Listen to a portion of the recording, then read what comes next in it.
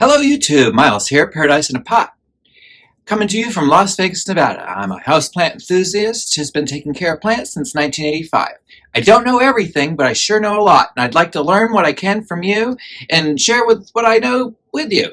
So today, I'm going to do a quick video on a cutting I just received yesterday, and it's going to be a really quick video, hopefully.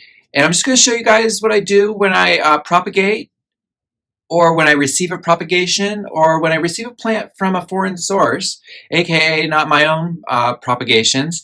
So if you like planting kind of content, make sure you go ahead and subscribe to the channel. We're trying to get 300 subscribers. I'm going to have a little giveaway when we have that. So make sure you get subscribed to the channel, and then we're going to make an announcement on how that's going to work. And yeah, so hey, I'm excited. Let's get started. All right, gang. We're going to go ahead and I'm going to show you guys what I do when I receive a new plant, whether it's a cutting, a plant, what have you. And today it's this Monstera escalado, which is so beautiful. Look at that leaf. It's just so gorgeous. So I just received this yesterday. It's a great cutting. You can see there it has nice. So we have a few little nodes. Active look like for the root. I don't really see an active growth point coming out yet, but that's fine because I'd rather this root up than start off right away with an active growth point. So what I'm going to do is we're going to transfer this into a slightly smaller container so that I can manage it better. So the first thing I want to do with this is wash it down. Now I've already taken it to the sink and sprayed it down with reverse osmosis water. Oh, I take that back. I rinsed it down with distilled water. So the next thing I want to do here is I'm going to set this aside for now. I might use that water, so it's good clean water. So the first thing I want to do is we're going to go ahead, and I always like to start right there at the stem. And I let it get in my hand. I know it stinks, but it's actually really good for your skin. I forget this bottle's got to be held up a little bit. And I just make sure I really thoroughly, especially right there at the sinus, where the petiole meets the leaf. It's a favorite spot for thrips to hang out. And I just do this, not to say that there's any problem whatsoever, because I really didn't see anything going on. However, there might be something happening that I don't see. So I like to take a precaution. So there, we've given it a nice spray down with neem oil. We're going to set this down and let it kind of dry for a little while and come back and I'll do the next step. So let's go ahead and set her down real gently there. I'm just going to let her dry and she'll be fine.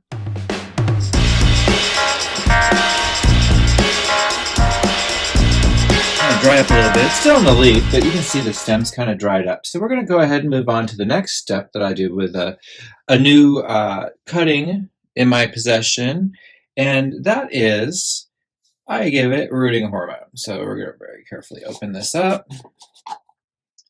And what we're going to do is we're going to try to encourage these roots right here to develop a little quicker, a little rooting hormone. So I'm going to use a little paintbrush there. Just takes a little touch. That way there I'm not putting actual moisture into my rooting hormone. And I'm just going to go ahead and very lightly tap those. Make sure I get them all. It's okay if you get a little more on the stem to itself. And what this will do is this will help the plant push its energy into rooting as opposed to developing a node that might be under there getting ready to pop out. So by doing this, we're kind of saying, hey, stop on that node for a minute.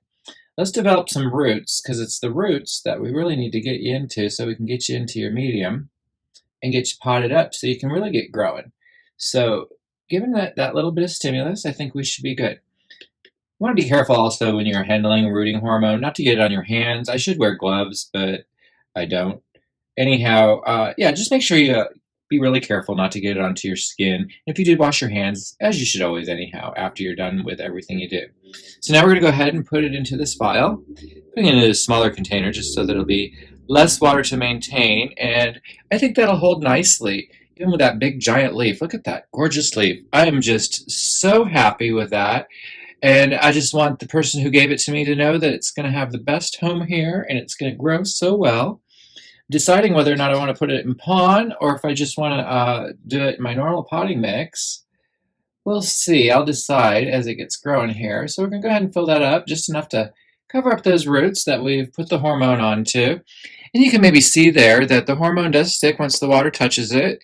And that should all get activated. So we'll check back in a couple of days and see what this is looking like. As that root gets growing, as that is a pretty big cutting in there, I might have to pop it out into a bigger container pretty quick. I do have some test tubes that are larger in diameter that I'm going to clear out here after I get done with this. And we'll go ahead and let that go.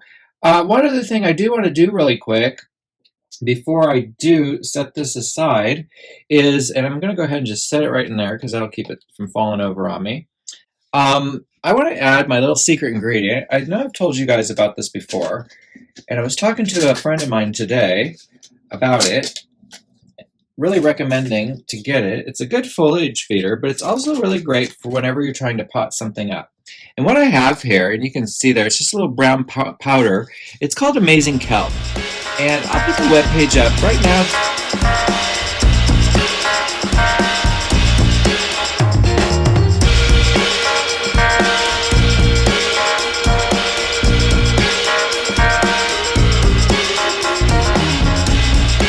Just you have to get it locally here in Las Vegas. And just the tiniest amount, not even that much, that's too much. So I just want like just a little tiny, it doesn't even look like I'm putting nothing. And here I'm going to do it really close to the camera, so hopefully you guys can see that I get a little something something in there. So what I'm going to do is I'm just going to put this, it's just a little sprinkling dusting, see how that cleared off? And maybe you can see in there. And that should melt and dissolve into the water there. And that amazing kelp will help stimulate and give nutrients to the plant so that it can also develop roots. So it's just kind of giving it a little boost. I like to hedge my bets, especially when I get a new cutting, especially when it's a plant that I have not kept before, albeit it is a Monstera, so I'm assuming it's going to be like all the rest of the Monstera and be really aggressive in growing for me. Anyhow, I'm going to go ahead and put this in the propagation test tubes, and we're going to call this the quick video of the day.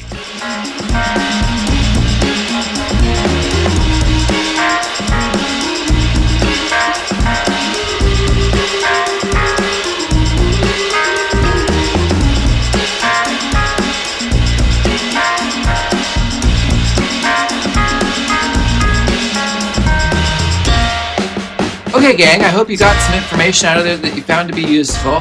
I'll put in the comments down below some of the brands of the stuff that I used today.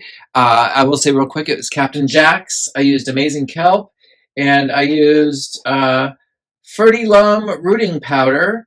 And to show you that real quick, you can pick it up at any nursery, especially here in town. At the Star Nurseries, I know they have it here. That's where I picked that one up. Yeah, let me know. Have you guys done any of these things when you get a new plant or when you propagate a plant? Let me know in the comments below and let's talk about it. All right, thanks guys. Just a quick video today. Y'all take care. Bye.